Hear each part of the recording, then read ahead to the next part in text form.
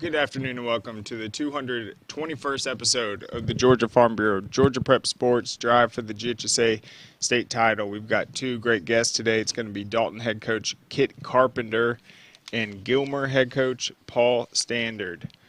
Two programs that had really successful seasons last year. They're going to both be competed in outstanding regions. We'll get to catch up with them on what the prospects are looking for 2023. So we'll go ahead and get started with Coach Carpenter.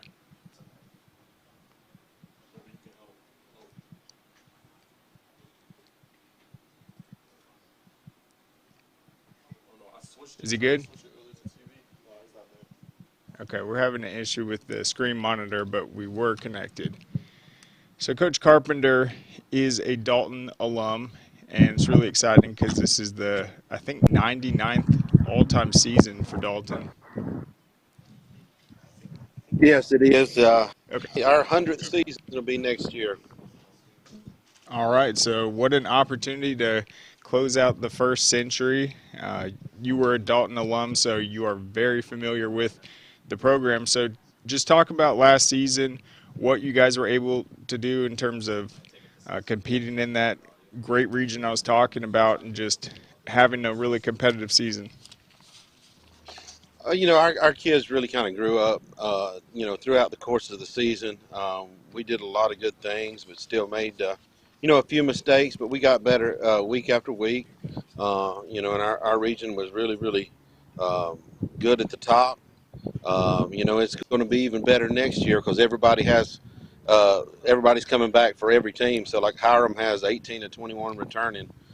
Calhoun has got a bunch of guys coming back, especially the running back, and then Cartersville's kind of Cartersville, and so we'll have our work cut out for us next year. Certainly, and it wasn't just the region. You played so many tough teams outside the classification. You played Cedartown. It's a big rivalry game for you guys.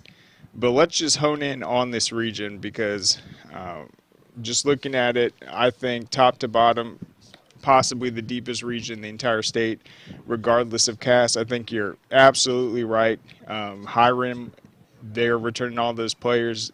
They missed out on the playoffs even though they were competing with the eventual region champ. So how do you just prepare, and just how central has that focus been knowing what that battle is going to be like in Region 5?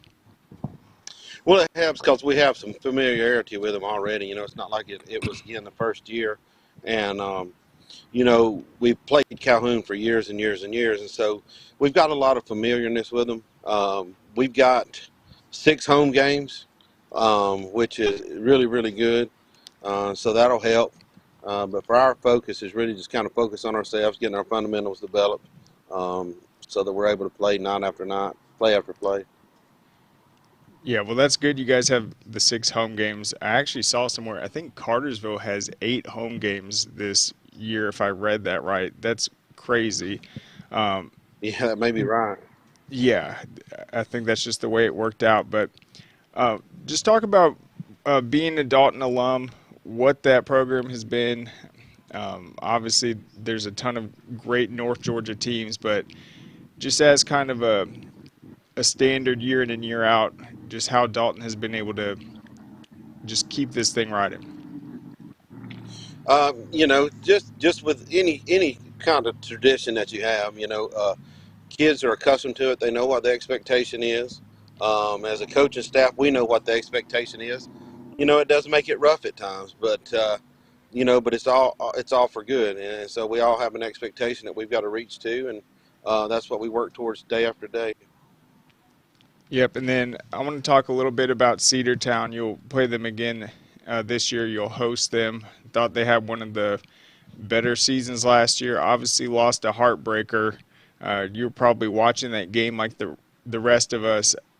I know they're kind of a rival, but were you pulling for the Bulldogs, and just what were your takeaways of that great football game? Always pulling for teams that we have a relationship with. There's done a great job of implementing his offense and defense, and he's got great players around him. They're fundamentally sound, and it just makes for a good football team, and they do a really, really good job at what they do. Yeah, and then a two-way team that you played last year that was really outstanding. I thought all of two-way was really exciting. Uh, that championship game was tremendous as well. But what is it about Rockmart that, I mean, that offense was so tremendous, just having that formidable opponent in non-region play this year? So Rockmark's just like they run a very, very similar offense. Maybe a little bit different style based on their personnel. Um, but at the end of the day, it's still about blocking and tackling, and they do a great job with that. And they had speed, tremendous speed, really, that they're able to take advantage of throughout the season.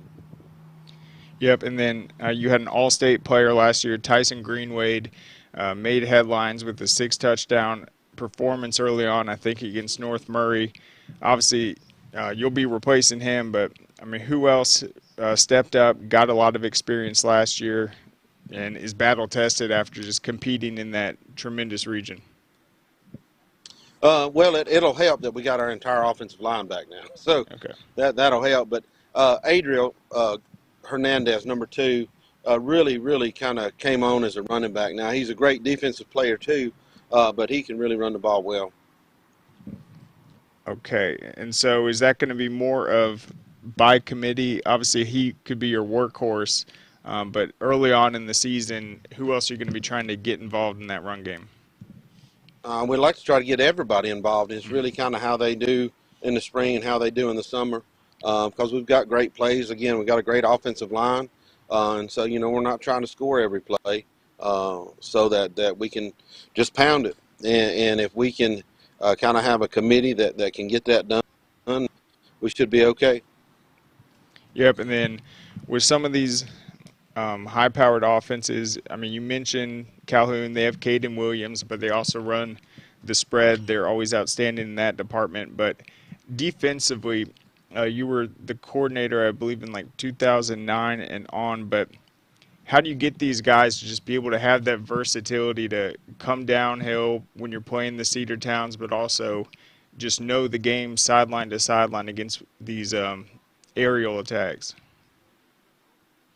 It is, and really, the offensive have evolved so much over the years, and while you've got to be able to run the ball when you want to run it, you really got to be able to pass the ball. If you can't pass the ball, or you're really one-dimensional, it really makes things tough. And so they're able to, crowd the box and get a ton of guys in there. But if you can't throw it, you're never going to get them out. Absolutely, and obviously your first region opener was so huge. You were 2-3, played all those great non-region opponents. You got the big win over Hiram. That probably prevented them from eventually getting in, one of their losses. But then you got a big playoff win, hard fought over Loganville, and then played Creekside in the second round. Obviously one of the better teams in your classification. What did you guys learn, though, just from the playoff run? And obviously it was disappointing to fall to Creekside, but just what was the overall sentiment on just from your offensive line, knowing that they're returning, just what the kind of goal was heading into this offseason? Well, really, we take off each off season and start completely over as if they've never played. So that way we kind of bring everybody up to speed. Everybody's on the same page, and so we spend our off really even stands, even things like that, so that when we get ready to go into spring, everybody has a good understanding of the fundamentals. Yeah, and one of the positives of having experience returning in the offensive line is practice. Those defensive linemen are going to get to go up against a solid group that has that Friday night experience. So who on the defensive line has been stepping up for you guys? Well, we lost a bunch. We lost a bunch of our main defensive linemen, but we've got guys that crossed over from the offensive line that helped us. And guys will be back, and they'll add some depth. And so we're really looking to develop some defensive linemen. Yeah, and a lot of teams, they're obviously going to be participating in the 7-on-7s, but I think one of the big off-season moments for you is the FCA camp. You guys really try to take advantage of that. So talk a little bit about just kind of that annual time of your off season. Well, so we take the spring focus more on the run because we work on pass all summer long. Uh, and as we get ready to go into the FCA camp, that's really our first time in the summer that you get to work against the run again. And so you're able to go back and marry what you did in the spring with what you spent all summer doing, and that kind of gets you set up for the season. Yep, and obviously you've been at Dalton a long time, but just in the head coaching role, how has that changed? Just how you oversee the JV, the freshmen, the middle school aspects of the program. Well, we're very fortunate because everybody that's been involved in our middle school program at some point either played, graduated here, so that they're aware of the expectations. Um, what we run is not much different than we ran for years and years, and so we're able to have some conceit between our plays, what we call things, and just different things like that. Um, with our ninth grade and JV, I'm gonna wind up running, just combining them back into a JV. There's not a whole lot of freshman teams up here in this part of the state, and so to find teams to play, you've got to travel, a great distance or play teams out of Chattanooga. And so we just felt like it'd be better this year for our guys just to play straight JV. And to do that, we have a JV region schedule, and so we've got games that we're used to playing. Our 6th, 7th, and 8th grades playing that GMS AA down there. And so a lot of our current region teams joined it, and so we're going to have kind of a mini version of our varsity region. Okay, and then who are you guys scrimmaging before the season starts? Our spring game will be versus Pickens, and then we will Heritage of Ringgold in the fall. All right, yeah, they had a really solid season. Pickens always talented as well. I got to ask though, so the soccer state championships are starting. We all know how good Dalton is. There'll be an exciting atmosphere, tons of support, tons of name recognition. Have they always been that good? They've been good a long time now. I think they've got 6 state titles and 3 national championships, and so they've been pretty good. Coach Cheeves does a tremendous job. Again, but it goes back to the tradition that was in the early 2000s, and the kids just continue to build off of that, and that's where they've really become an elite team. And then, not sure of your overall roster size, but what is the focus just with the underclassmen at this part of the offseason, guys that perhaps haven't had the varsity experience, just preparing them for just a challenge that you can't really replicate. You just kind of have to have that learn by fire.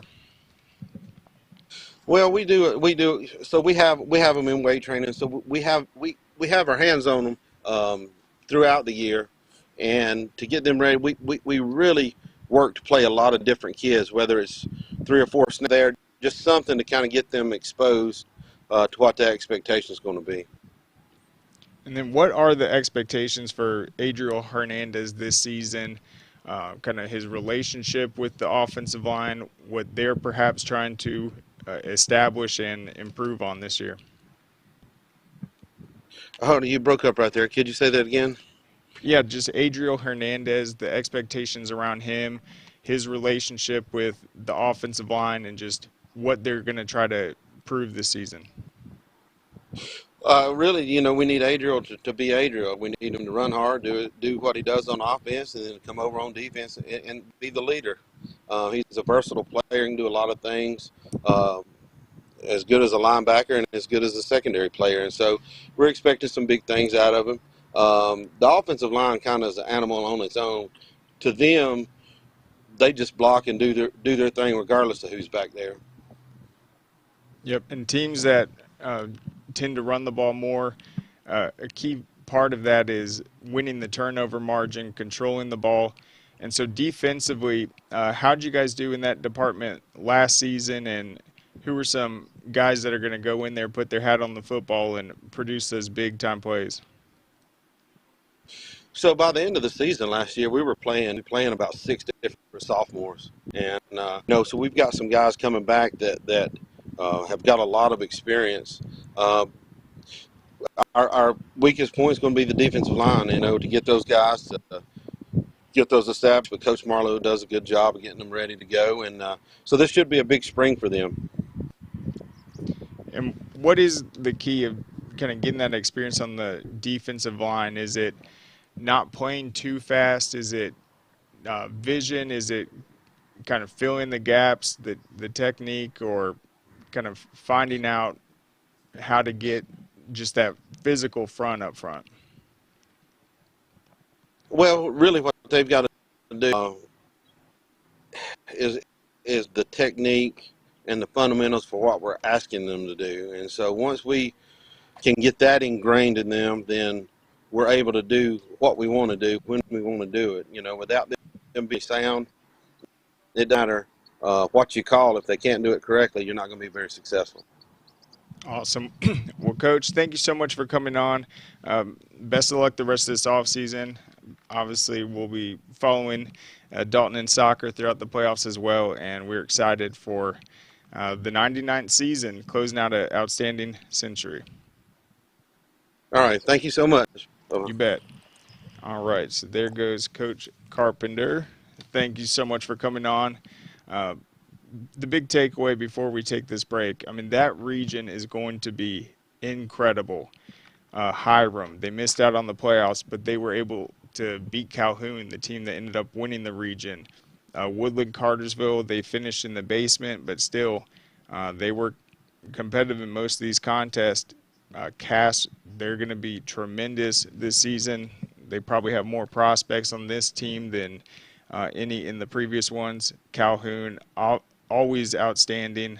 Caden Williams, their running back, he's coming back, has a chance to be one of the better backs in the state. And then Cartersville with Coach Foster, can't count them out at all. And I think at one point, Cass, Hiram, Calhoun, and Cartersville were all up there in the rankings. So talented region. Also the Rockmart game, Cedartown, North Murray, and Sonoraville. So that'll be a really strong schedule for Dalton. So we will see how they come out. But we'll go ahead and take a quick break and thank our sponsors, Georgia Farm Bureau. Our mission has always been to support Georgia farmers. That's why we created Georgia Farm Bureau Mutual Insurance Company, providing financial protection that farmers needed. While this remains the same today, we've grown to protect all Georgians through home, auto, and life insurance. From the very beginning and into the future, we stand for every Georgia community. We are a Farm Bureau. All right, welcome back. And speaking of Dalton, we got the NFL draft coming up soon, and one of their alumni, Jahmyr Gibbs, is projected to possibly go in the first round. So we will see. He was an outstanding running back, led the entire state. I think won all-class player of the year, had 8 touchdown games, and that's kind of prototypical of Dalton. They usually just have that one workhorse, and it looks like it's going to be Adriel Hernandez this upcoming season. But let's go ahead. We'll try to get connected with Coach Standard. We don't have him on yet. All right, let me send him a quick text.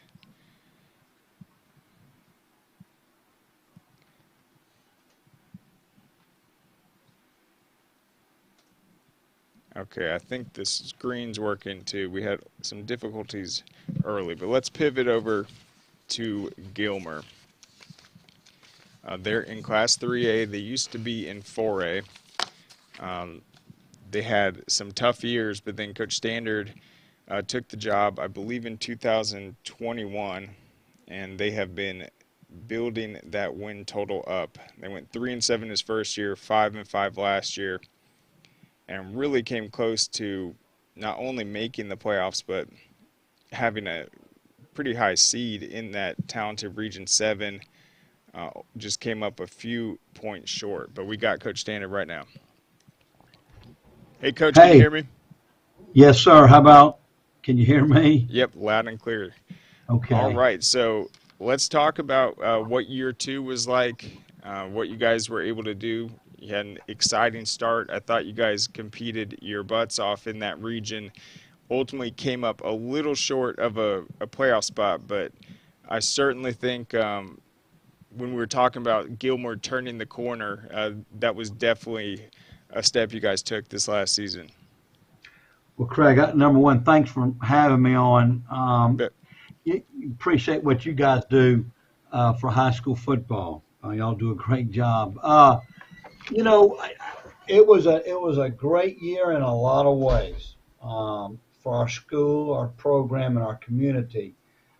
Unfortunately, we did, fall short there in the last couple weeks, especially in our last game. We lost a really heartbreaking game to a White County team that really battled, back at the end of the game. But I do think we made great strides from where this program had been. Our seniors that are graduating, we had 13 seniors that just did a fantastic job of leading. Of course, we were their third head coach that the seniors had, and they did a great job, and we're going to miss them dearly. And we did have a great start to the season, and then our region was very competitive. We had a big win against Wesleyan, who was and they were a playoff team, well-coached team. Then we beat West Hall, and then we lost a heartbreaker to Lumpkin. And then we got beat by our rival pretty good by Pickens County. They've done, Coach Myers has done a great job there. Then we had to play Dawson, who was our region champion. And I thought we actually probably played our best game defensively really all year. We got beat 17-7. One of those touchdowns was a kickoff return in the beginning of the second half. So, I thought our defensive guys really played well. And then the last game of the year against White, we got off to a big lead, and then we didn't hold it, and that's on me. But there were some great things. Our culture, I think, is set in the sense that the expectations of what it means to be a Gilmer football player has been set. And what's coming down the pipe, we've got some good young players coming. And I think that they know that there's an expectation. We're not hoping to be good or competitive. That's the expectation as we continue to move forward. So a lot of good things that came from 2022 and a lot of great things to build on as we get ready for spring practice here in a couple weeks. Certainly. And I mean, not every team is going to win the state title each season. I think with Gilmer, you talked about it, there's so much support from the fans, the community. So obviously that excitement was building, and then you lose some heartbreakers, but still, I mean, that's a exciting experience for the students, for the players, and all that. So you talked about your seniors. I think you said 13 graduated. Who in the just underclassmen just went out there and really just exemplified the program and gave you confidence in what they're going to be able to do this year? Well, not to be cliche, but the guy I would start with would probably be our quarterback, who's a rising junior. Started all 10 games for us, Isaac Rellinger, who had a fantastic year. Being an option quarterback, a lot of pressure on you. And so he and did a great job. And the part about that I was really proud of Isaac was that when he did struggle, which does happen, especially early in an option quarterback's career, if I had any of the 13 or 14 or so quarterbacks that I've had that run this offense, they'd probably be laughing, because I know the first year of a quarterback in this offense, they think their first name is Damn It. And it's a tough deal, and he did a great job. So he's coming back. We got him for 2 more years. I'm excited about that. We've got some offensive linemen that started for us as freshmen.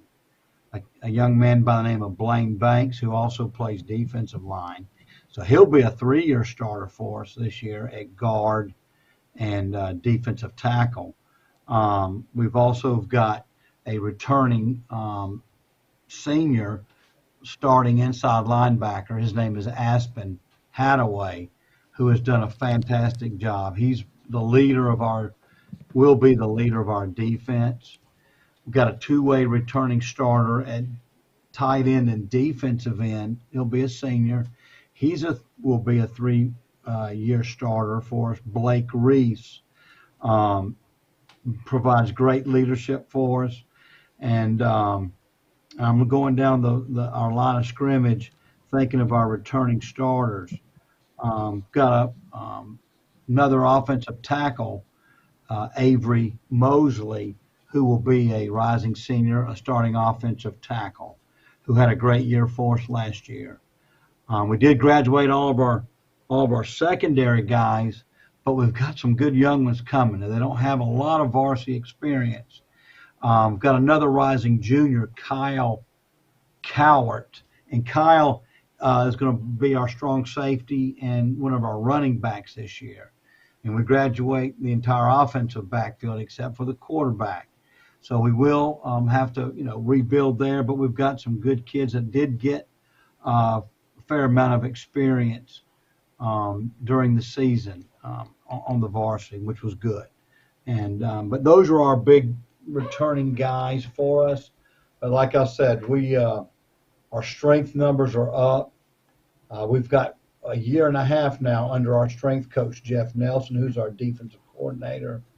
And that culture that they've created in the weight room has obviously carried over into the locker room, as any good program has. But that was lacking here, but it's here now. We have that, and Jeff and his strength staff has done a great job of doing that. Oh, for sure. Yeah. I feel like the weight room, that's where the confidence is grown for sure, on and off the field.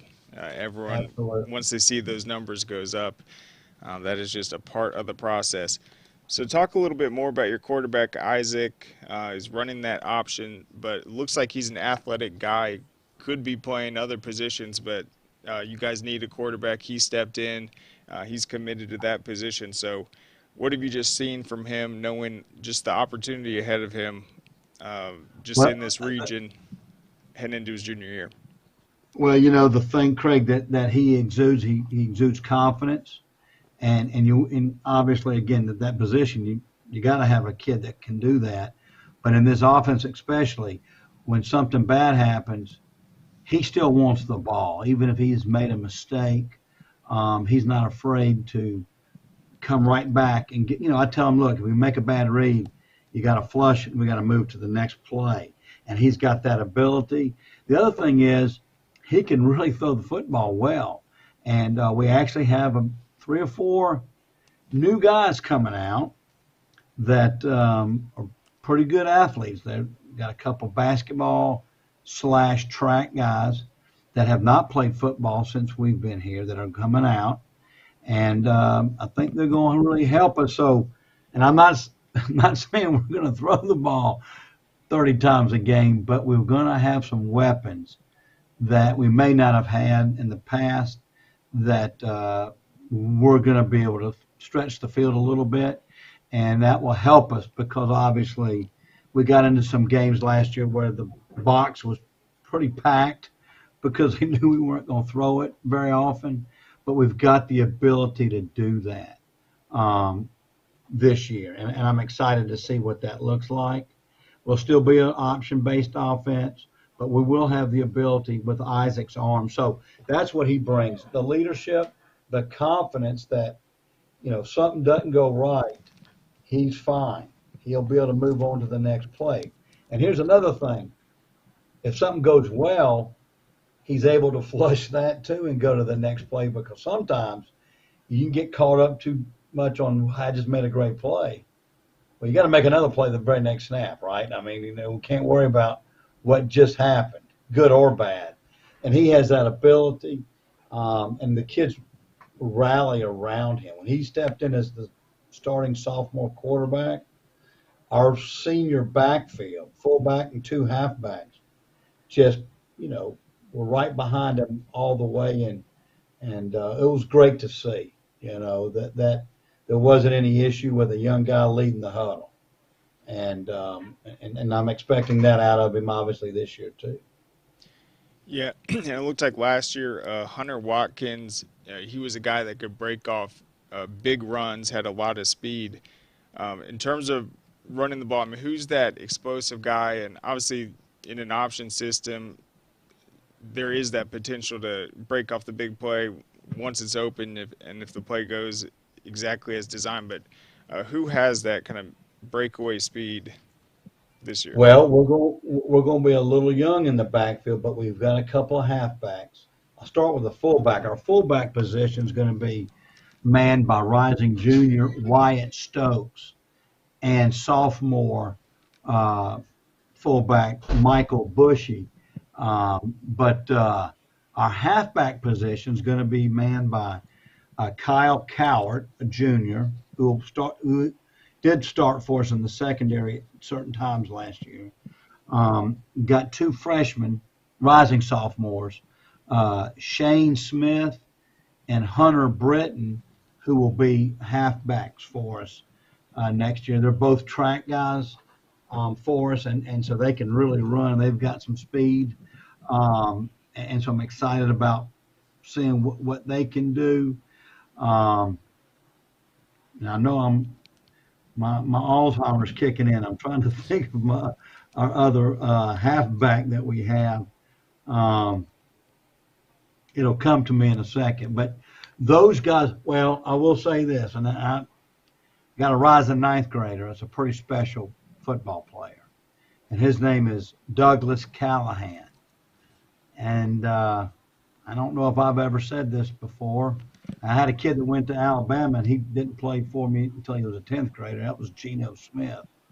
Douglas Callahan may play for us as a freshman. He's that good. I don't want to put too much pressure on an incoming player, but he's pretty special. And he'll be one of our other halfbacks if he's mentally ready. He's physically ready right now. But I'm not going to put a young man, just like I didn't do with Geno many years ago. I was blessed to have him, but I wasn't going to put him in a place that he wasn't quite ready for. And so Douglas, I think, will be able to do that, but only time will tell when we have spring practice here in a couple of weeks. We have not this season, certainly soon. I know last time you were on, you were saying Gilmer took the Mountain League Middle School Championships in 2021. Did they do it again this past year?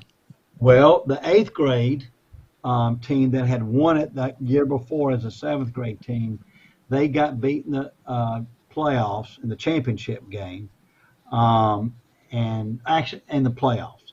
And then our 7th grade team, who will be our upcoming 8th grade, they went undefeated and they won the championship. So I can't say enough about our middle school program. When I took this job, there were a lot of things that obviously needed attention, or they wouldn't have been looking for a head football coach. But the one thing that was in place was the middle school program and leadership, and our head coach is Willie Dodaro. Coach Dodaro is a retired coach from Florida who's been in Georgia for about 7 or 8 years, and just does an outstanding job. I really love him because he's older than me, so I'm not the oldest guy on the entire staff. Which is great. But I've got 7 coaches down there that are all in the building, which is key. And that's not the norm. A lot of schools have to rely on, and there's nothing wrong with it, but I think if you got guys in the building, it just makes it a better situation. And our middle school staff does a fantastic job. And the results speak for themselves, and our numbers are really high for middle school football. We just got to keep them coming, and they're doing that as they come to the high school. So The future is certainly bright in terms of what we have coming based on what our middle school staff has been able to do. Well, yeah, I'm excited. That's certainly a lot of success they're having. I know you also said about Gilmer when you took the job there, you originally actually turned it down in, I think, the mid 90s because you saw that that possible commitment. They didn't want it to be a stepping stone like it has been for many other coaches. So, I mean, you're here now. You've had a couple of seasons at Gilmer. Your son's coaching with you. So, how has that kind of stability and just trying to settle in at this program, how has that played out? Well, it's been really great, Craig. You know, when I was a young coach and I wanted to be a head coach, and this job was open, and I did interview, and the principal at the time, who became the superintendent later, his name was Mr. Lex Rainey.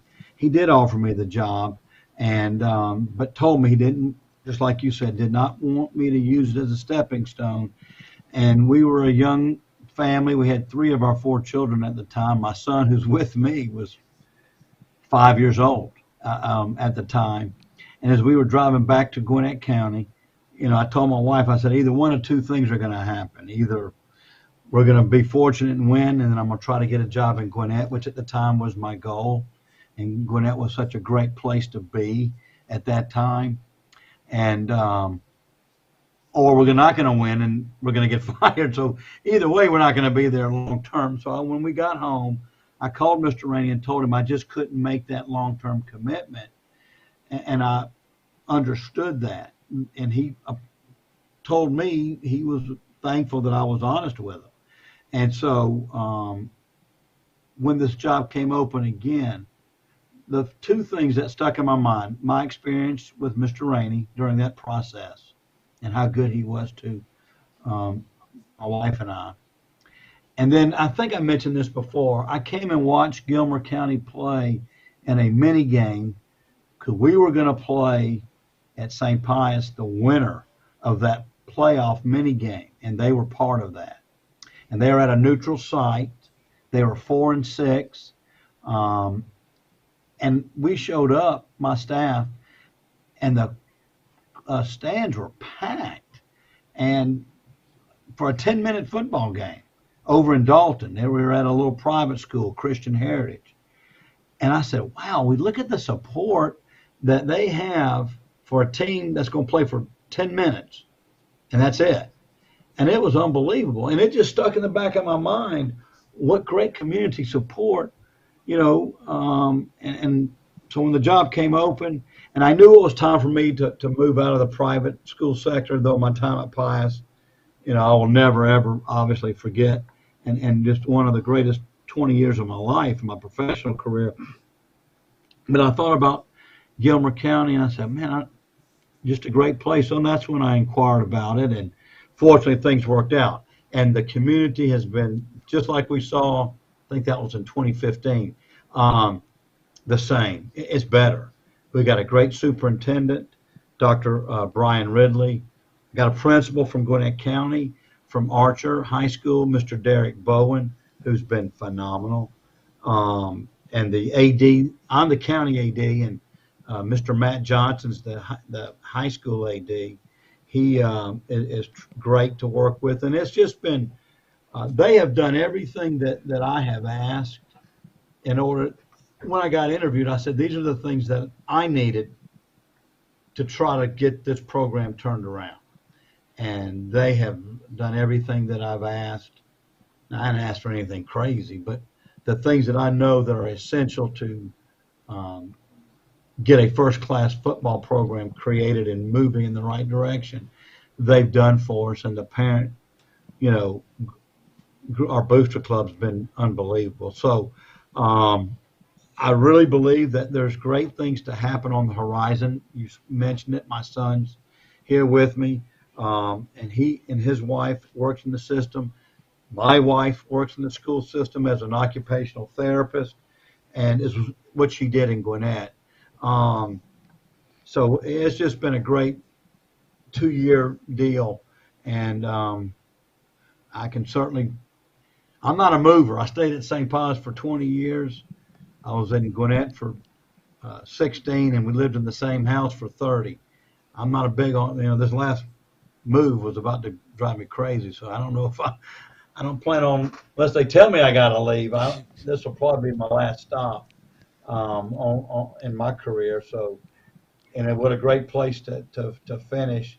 I just want to be able to make it a better place than it was when we found it, and to get back the tradition that the coaches in the past, in the 70s, Coach Sluter and Coach Gudger, that kind of created the Gilmer football tradition.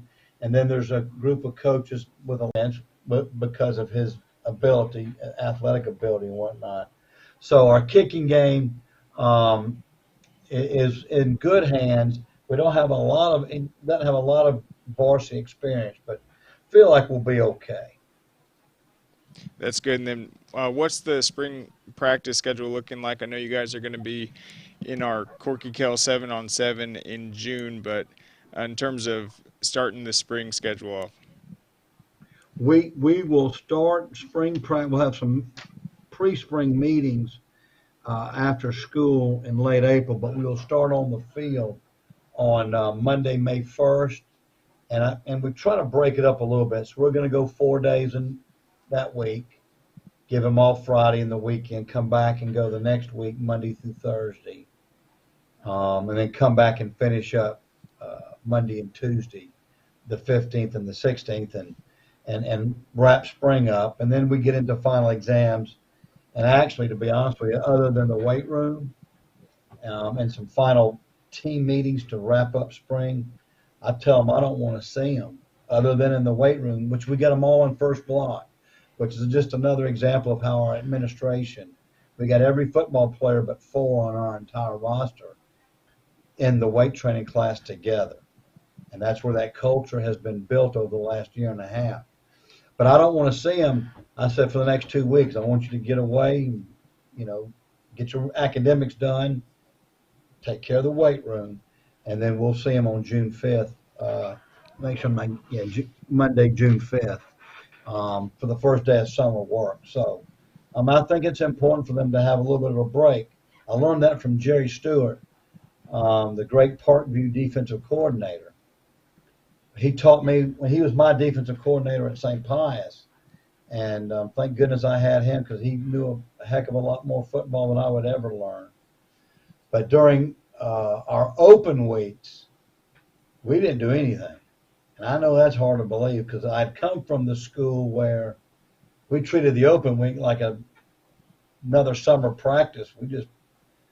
We practiced them hard, and felt like you had to do that. Well, when Jerry came with me, and he was there for 14 years with me at St. Pius. He said, we need to give him some time off. And I said, I don't know if I can do that. And thank goodness we won the next week, because if we hadn't, I don't know if I would have stuck with that philosophy. But I do believe that the kids need, because you want them fresh as you get later in the year. We get in November, I want them to still want to be playing football, and I don't want them burn out.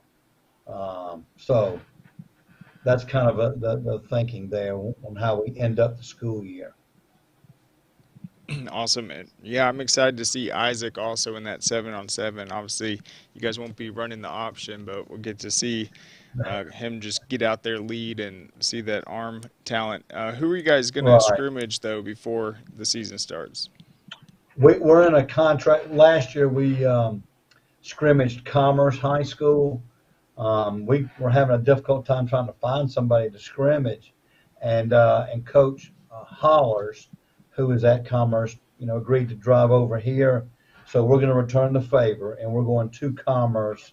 And this is kind of early. We have only been in pads for 3 days, actually 4 days, excuse me. We're scrimmaging on Friday, August 4th. I like doing that because then that gives us a week before the first game in case, let's say you get a guy dinged up, you may get him back, right?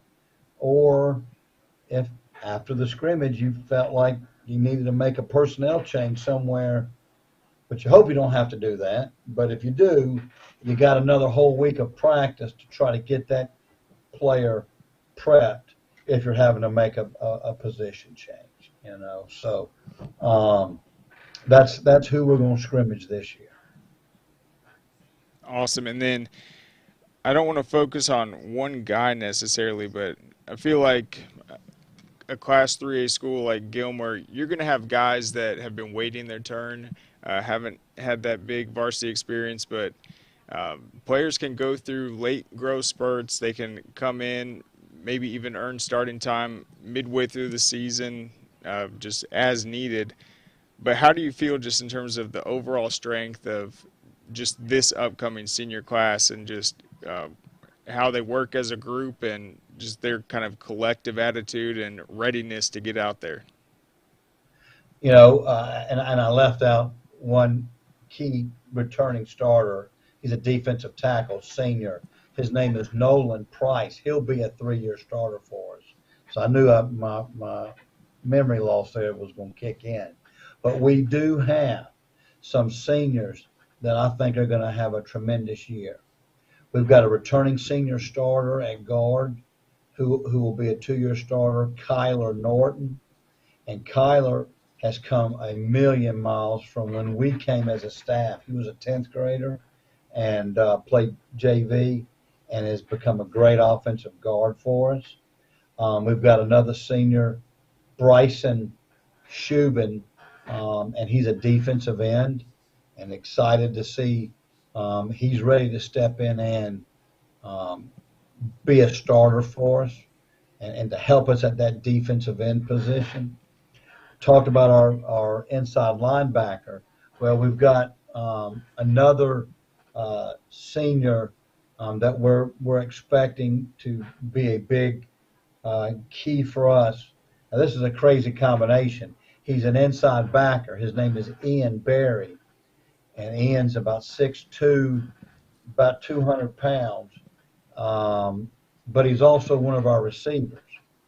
And but we expect him to be, and he is an aggressive type football player, so he'll be one of our inside backers, but also help us at receiver. But we're expecting him to have, I call it the senior moment.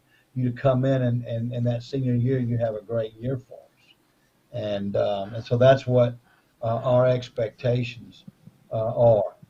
Then and I don't want to elaborate too much on the new guys that have not played, but for some reason we've had 6 seniors that have been in the weight room starting in January. They came to me at Christmas break or right before Christmas break and said, "Coach, we want to play football."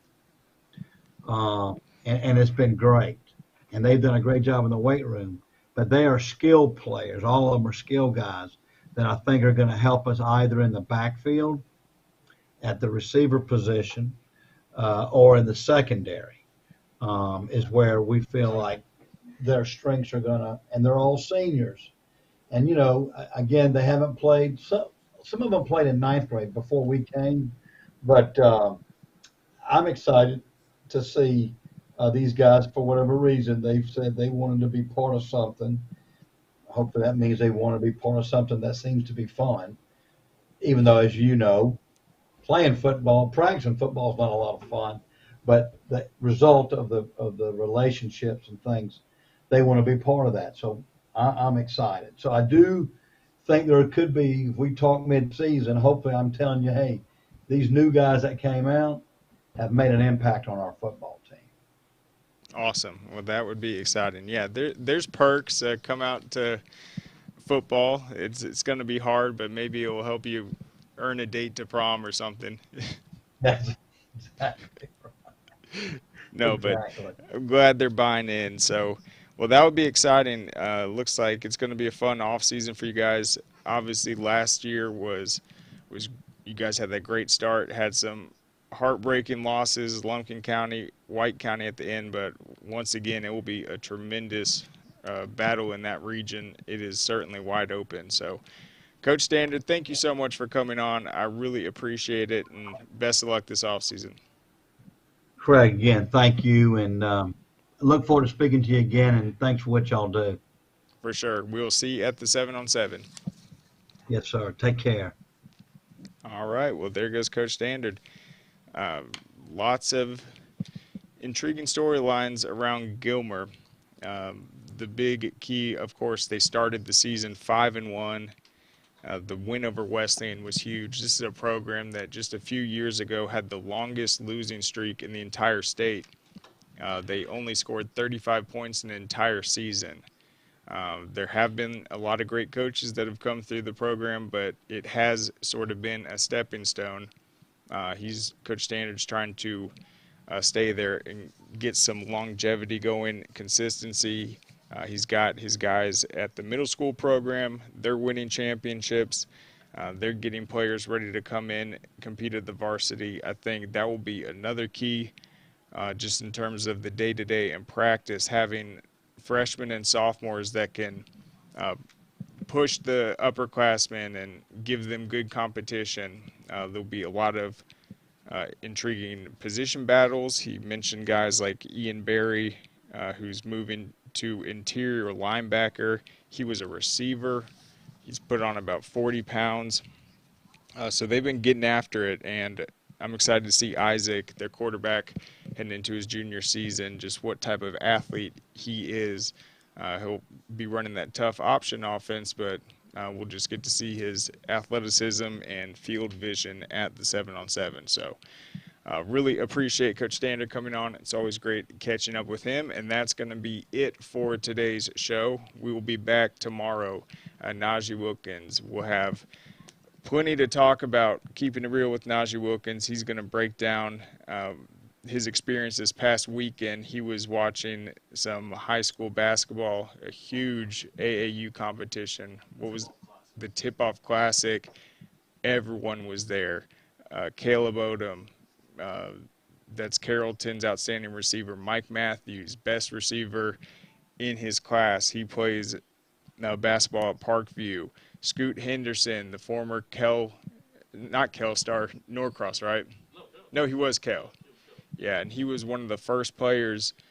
We were talking about Josh Smith, how he went straight from high school to the pros. Well, Scoot Henderson has paved an entire new path. He went to the G League and was outstanding in that, and now he's getting ready to go pro. Of course, he has his number retired, that's right, at Kel with his sister, Crystal Henderson.